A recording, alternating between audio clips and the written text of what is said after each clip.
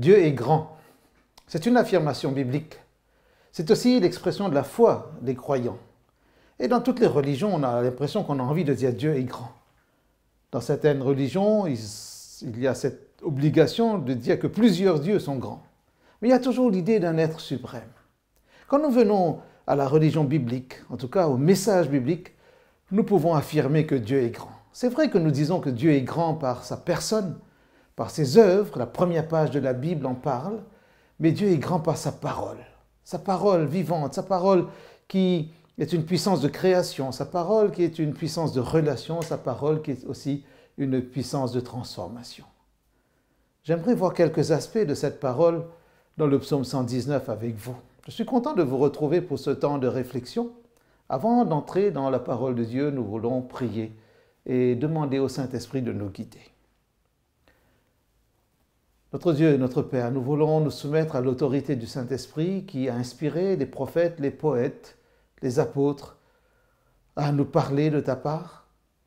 Et nous voulons aujourd'hui nous humilier aussi et dans cette démarche de recherche, de compréhension de ta parole, te demander ton assistance. Guide-nous dans la manière dont nous allons exprimer cette parole, dans la manière de la recevoir et surtout de l'appliquer dans notre vie. Au nom de Jésus, Amen. Le psaume 19. Le psaume 19 commence de la manière, on pourrait dire, triomphale. Les cieux racontent la gloire de Dieu et l'étendue manifeste l'œuvre de ses mains. J'aime bien la nuit regarder les constellations. J'ai appris à en reconnaître quelques-unes et cela me fait plaisir aussi de communiquer quelques-unes de mes connaissances à mes enfants. Nous aimons regarder la Voie lactée. Nous aimons voir Scorpion descendre, plonger dans la mer, la Croix du Sud. Et dans l'hémisphère nord, quand nous y sommes, nous aimons regarder la Grande Ourse, la Petite Ourse, l'étoile polaire. Nous aimons chercher l'Orion. Dans les deux hémisphères, nous aimons bien contempler ce chasseur mythologique. Et quand nous regardons cette étendue céleste, en tout cas la nuit, c'est encore plus impressionnant que le jour, parce que le jour, nous ne voyons que du bleu autour de nous. Mais le soir, surtout quand il n'y a pas l'effet des lumières artificielles de nos villes, nous pouvons proclamer cette phrase-là du psaume 19, « Les cieux racontent la gloire de Dieu ». Quand nous regardons aussi l'océan, quand vous êtes sur une falaise, quand vous êtes sur la plage, quand vous regardez, même quand vous êtes à une certaine distance du littoral et que vous regardez la mer, vous dites « Dieu est grand, Dieu est puissant ». Quand vous regardez la végétation, la diversité du monde végétal, du monde animal, une seule parole peut sortir de notre bouche, Dieu est grand. Alors quand nous proclamons la grandeur de Dieu, je crois que la première démarche à faire, c'est l'humilité. Reconnaître qu'il est grand, qu'il nous échappe, qu'il échappe à notre définition.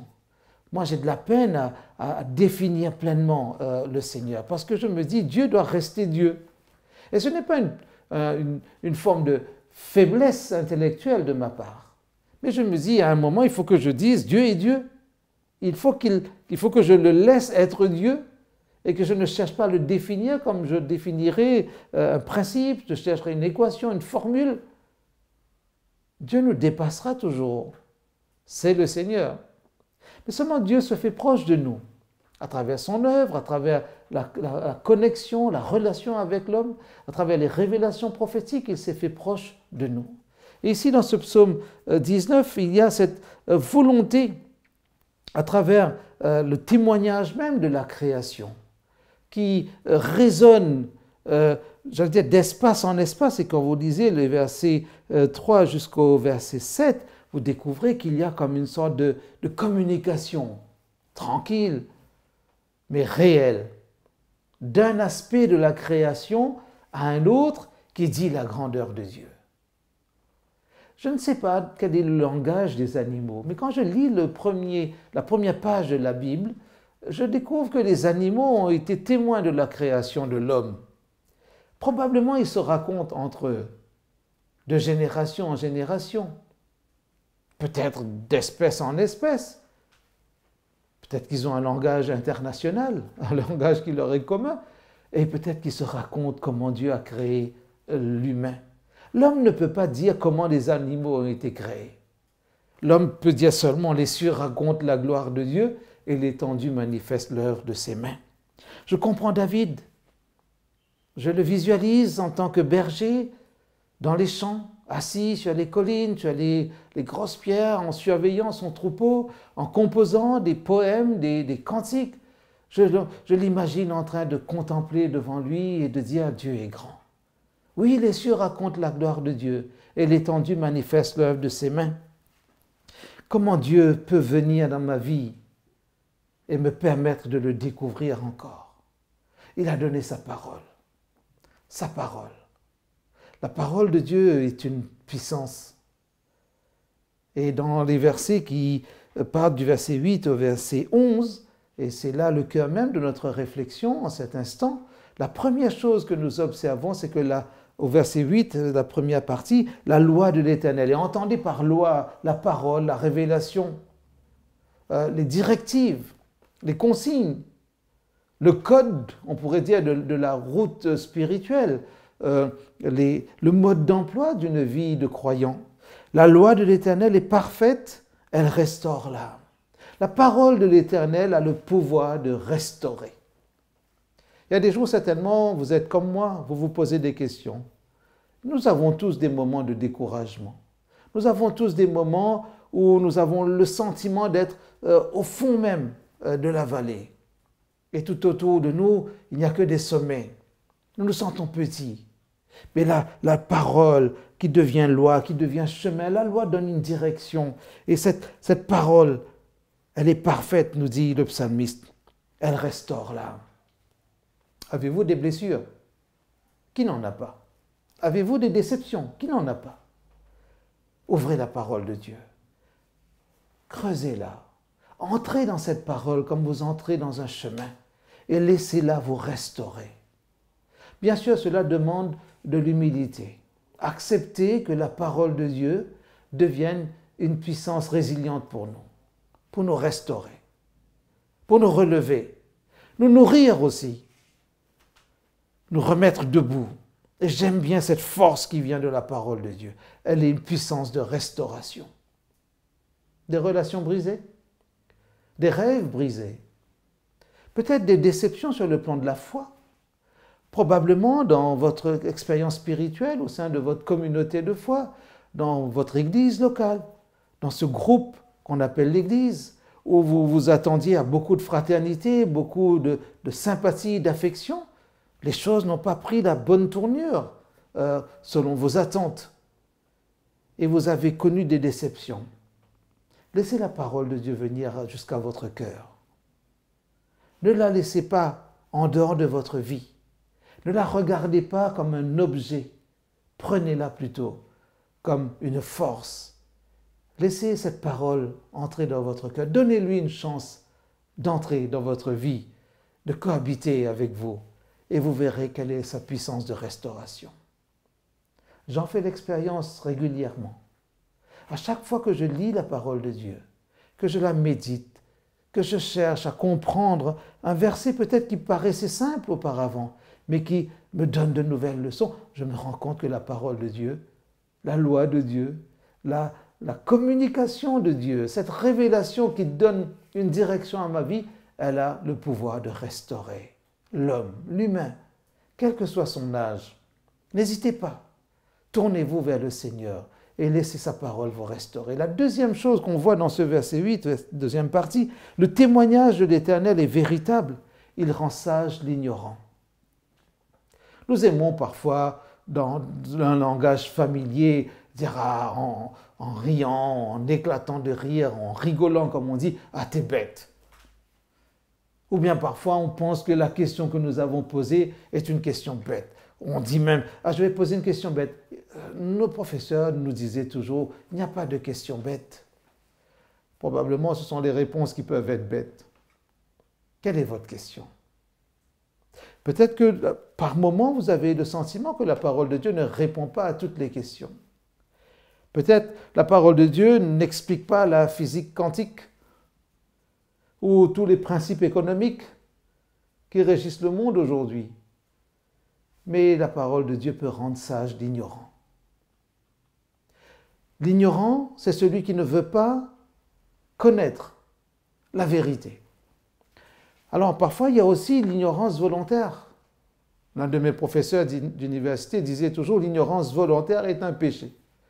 Si je refuse d'apprendre, si je refuse de mettre un pied devant l'autre dans cette recherche de la sagesse qui vient d'en haut, ce que le livre des Proverbes appelle la crainte de l'Éternel comme un début de sagesse, je peux rester dans cette ignorance. Entretenir l'ignorance, c'est un peu brasser du vide, n'est-ce pas? Mais la parole de Dieu est là pour jeter un pont, une passerelle, pour nous donner une occasion de progression. Y a-t-il des moments où vous pensez que votre vie n'a pas de sens? Vous n'avez pas de repère? Vous ne savez pas à quelle valeur accrocher vos décisions, votre réflexion, l'organisation de votre vie personnelle, individuelle, ou votre vie conjugale, votre vie familiale, votre vie professionnelle? Le témoignage de l'Éternel, nous dit David, est véritable. Il est solide. Il n'y a pas d'hésitation dans ce témoignage. Il rend sage l'ignorant. La nature a horreur du vide. Maintenant, la question qui se pose aujourd'hui, dans notre siècle, en cette année 2020 qui est bouleversée par la pandémie, de quoi remplissons-nous notre vie? Est-ce que nous allons vers le savoir culturel, juste pour avoir un peu de connaissance, ou nous voulons aussi aller vers une connaissance qui nous permet de nous identifier, de prendre conscience de notre vie, de notre parcours, d'où venons-nous, qui sommes-nous, avec qui marchons-nous dans la vie et où allons-nous? La parole de Dieu répond à ces questions. Donc, elle peut rendre sage l'ignorant. Beaucoup d'hommes et de femmes sur cette planète vivent ou se laissent entraîner par le courant commun, populaire. Ils suivent la vague, ils suivent la foule. Parfois, ils sont même contents de savoir que d'autres ont réfléchi à leur place, ont décidé à leur place. Et ils se laissent entraîner parce qu'ils sont influencés par des modes, par des décisions, parfois aussi par une réflexion de quelqu'un qui leur est supérieur en âge, en connaissance, et ils se disent « je vais faire confiance ». La Bible ne veut pas nous enfermer dans cette sorte de dépendance. La Bible veut nous aider à nous mettre debout sur nos propres jambes, à réfléchir, à nous poser des questions, à poser des questions à cette Bible, à cette parole, à poser des questions au Seigneur, parce que le témoignage de l'Éternel est véritable, il rend sage l'ignorant. C'est vrai que la nature a horreur du vide, mais il ne faut pas remplir ce vide de tout et de son contraire. La tentation est grande de faire du remplissage de nos vies par les loisirs, les amusements, par toutes sortes de relations, réelles ou virtuelles. Et nous avons fini par remplir nos écrans de liens, de posts, de messages que nous recevons ou que nous envoyons, parce qu'il y a quand même une sorte de satisfaction d'avoir, j'allais dire, une vie, mais non, que dis-je, un écran bien rempli. Le témoignage de l'Éternel ne remplit pas notre vie de pixels ou de choses virtuelles. Il est véritable. Il est véritable et il rend sage l'ignorant. La troisième chose que fait cette parole de l'Éternel, elle réjouit le cœur. Regardez le verset 9. Les ordonnances de l'Éternel sont droites, elles réjouissent le cœur. Il y a des moments où nous avons peut-être le moral un petit peu en berne, n'est-ce pas? Nous sommes découragés parce qu'il y a des peurs qui sont générées par la pandémie, par des nouvelles qui sont peu réjouissantes, d'amis qui sont hospitalisés. J'ai actuellement des amis qui sont hospitalisés en région parisienne et cela crée chez moi un certain inconfort parce que ça me fait de la peine pour eux-mêmes, pour leurs proches. Et il y a cette distance géographique qui nous sépare et nous disons on aimerait bien être à leur côté. Mais comment faire? Nous avons peut-être nos propres hésitations, nos propres besoin de précaution parce que nous nous disons ce virus attaque tout le monde, toutes les générations, toutes les catégories socio-professionnelles, sur tous les continents. Il mène sa petite guerre. Mais quand nous ne savons pas dans quelle direction avancer, la Bible nous dit accorde une attention aux ordonnances de l'Éternel, parce qu'elles sont droites. Il n'y a pas de risque de te perdre, de t'égarer avec les ordonnances de l'Éternel. Et en plus, elles réjouissent le cœur, elles réconfortent le cœur, elles mettent du baume au cœur. Avez-vous besoin aujourd'hui, en cet instant précis, de cette intervention du Seigneur à travers sa parole? Ouvrez-la, cherchez ses promesses. Ne vous laissez pas distraire. Cherchez ces ordonnances, ces directives, ces consignes, ces conseils de l'Éternel pour que votre cœur retrouve un peu de joie, un peu de paix. L'Éternel veille sur notre bien-être. Et regardez ce qui suit, la deuxième partie de ce verset 9. Les commandements de l'Éternel sont purs, ils éclairent les yeux. Cet aspect-là est très important pour nous. Ce quatrième point, éclairer notre regard. Peut-être nous pouvons tomber dans une sorte de pessimisme ou il y a une forme de fatalisme dans l'esprit des gens, dans leur regard. Il y a des gens qui vont vous dire « Ah, c'était écrit comme cela, ça devait arriver. » On n'y peut rien. Dieu lui-même ne peut rien y changer. La parole de Dieu nous dit de faire confiance au Seigneur, mais de réfléchir aussi. Il y a beaucoup de choses qui arrivent sur cette planète, qui sont des conséquences du mal, du péché. Du premier péché, certes, mais il y a beaucoup de choses aujourd'hui qui arrivent aussi à cause des péchés des hommes, de mauvaises décisions ou des décisions qui sont vérolées, qui ont été infectées par ce virus qu'on appelle la cupidité, ou un autre virus qu'on appelle la convoitise, ou un autre virus qu'on appelle aussi la jalousie, ou encore un autre virus qu'on appelle la haine. Et tous ces virus mélangés ont peut-être pollué plus qu'on peut se l'imaginer, l'esprit de l'homme. Comment nous en sortir? Comment nous en sortir? Même s'il y a des maladies, même s'il y a des infections, même si demain nous pourrions être touchés par ce virus qui a touché des centaines de milliers. Le Seigneur nous dit, regarde, donne-toi du temps pour que ton regard soit éclairé. La foi ne nous fait pas nier la réalité. La foi n'est pas la négation de la réalité, mais la foi est son dépassement. Par la foi, Dieu nous donne la force de regarder au-delà de ce qui ne va pas.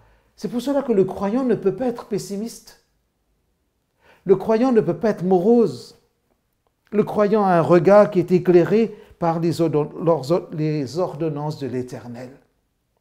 Et ces ordonnances sont des conseils, des consignes, c'est la vie, mode d'emploi.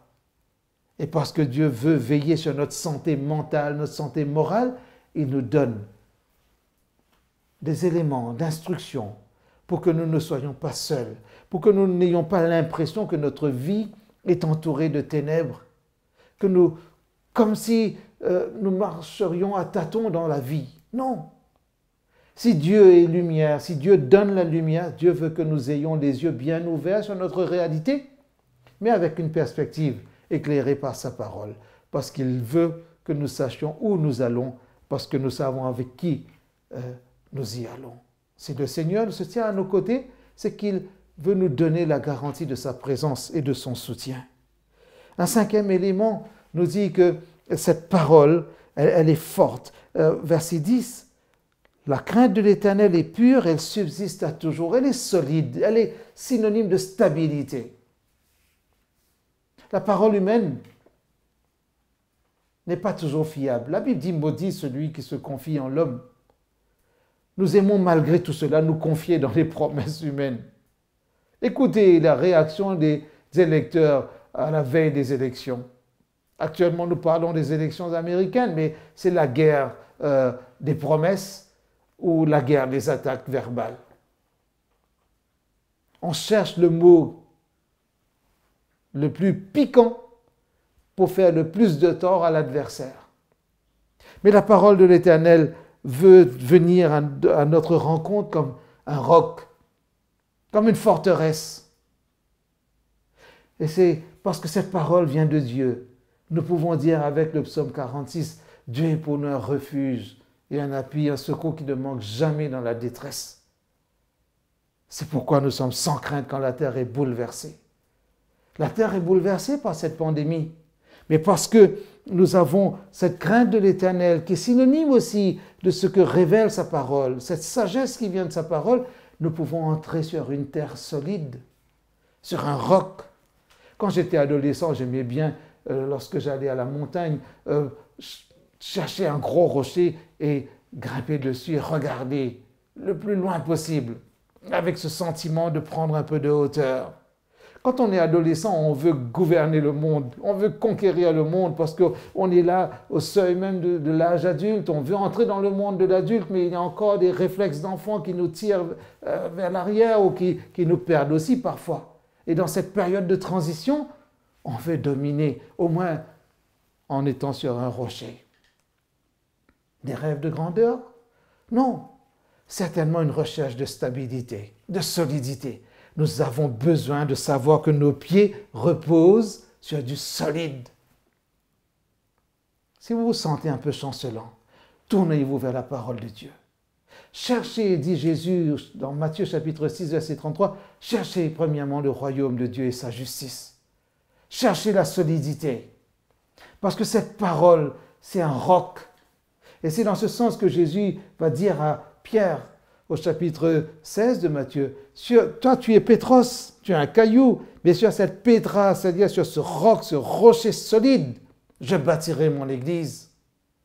La crainte de l'Éternel, qui est le commencement de la sagesse, mais la réception des ordonnances de l'Éternel, de sa parole, de son témoignage, cette réception est une ouverture vers ce qui est solide.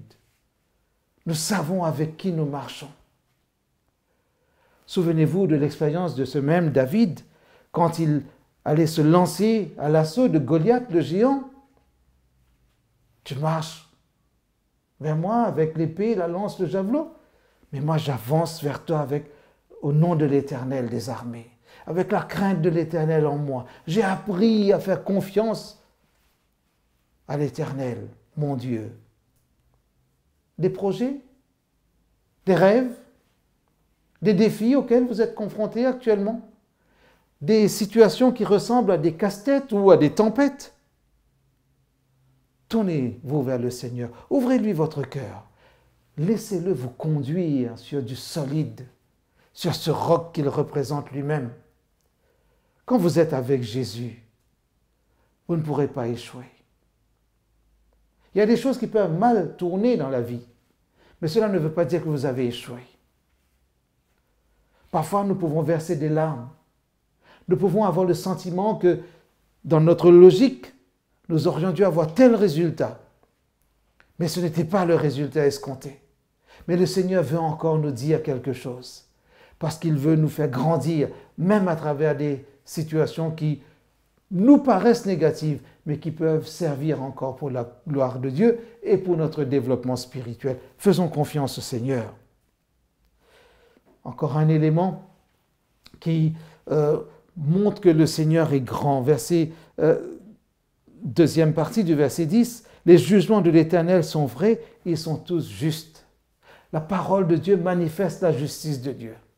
Ce sixième aspect dans ce psaume, par rapport à la grandeur de Dieu qui est manifestée par sa parole, Dieu est grand par sa justice. Dieu est grand par sa justice. Dieu est fort en exprimant sa justice.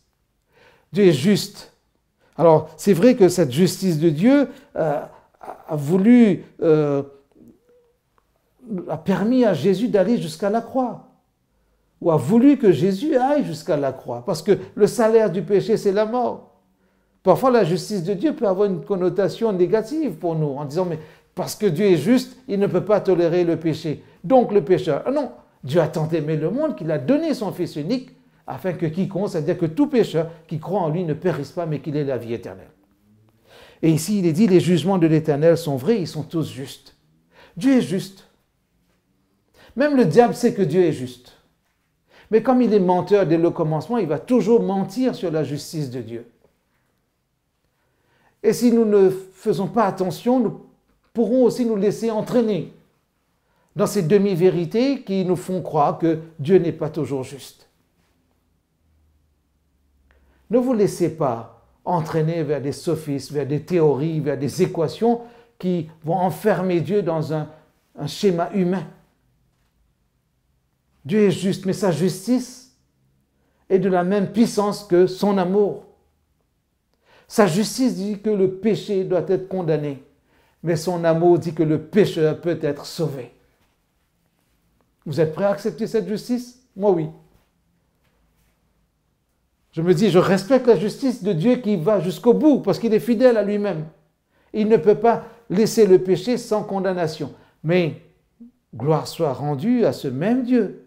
Et c'est là que je dis, Dieu est grand, il donne son Fils unique pour que je reçoive la justice de son Fils.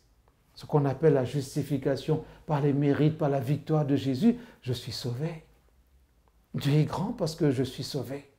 Dieu est grand parce que vous êtes sauvés. Dieu est grand parce que vous pouvez entrer dans le salut si vous n'avez pas encore décidé d'accepter Jésus comme votre sauveur et votre Seigneur personnel. Un septième et dernier élément, cela on le retrouve dans le verset 11, qui dit « Ils sont plus précieux que l'or, que beaucoup d'or fin, ils sont plus doux que le miel, que celui qui coule des rayons. » En d'autres mots, la parole de Dieu, les principes de Dieu, les valeurs que Dieu communique à travers la révélation dépassent les valeurs humaines. Parfois, nous mettons une valeur monétaire, commerciale, économique à tout ce que nous faisons sur notre planète. Mais les principes, ce qu'on appelle loi, témoignage, ordonnance, commandement, ce que je résume par le mot parole, cela n'a pas de valeur économique. C'est inestimable, mais cela change une vie. Et pour terminer, je veux vous inviter à retenir 3 choses essentielles. Regardez autour de vous. Vous pouvez dire Dieu est grand. Les cieux racontent la gloire de Dieu et l'étendue manifeste l'œuvre de ses mains. Quand nous crions Dieu est grand, quand nous disons le Tout-Puissant est grand, cela ne peut pas nous mener vers la mort. Cela ne peut pas nous mener vers la haine. Cela ne peut pas nous mener vers l'injustice. Il y a des gens qui crient Dieu est grand en tuant, décapitant, en poignardant. Il n'y a rien de plus insensé que cela. Dieu est grand, je contemple sa grandeur, je contemple son pouvoir, je contemple sa création et j'apprends à respecter l'autre. Cela ne peut pas... il y a 2 choses qui ne peuvent pas cohabiter. Dire Dieu est grand par une même bouche et dire je déteste l'autre, je vais l'éliminer, je vais le tuer.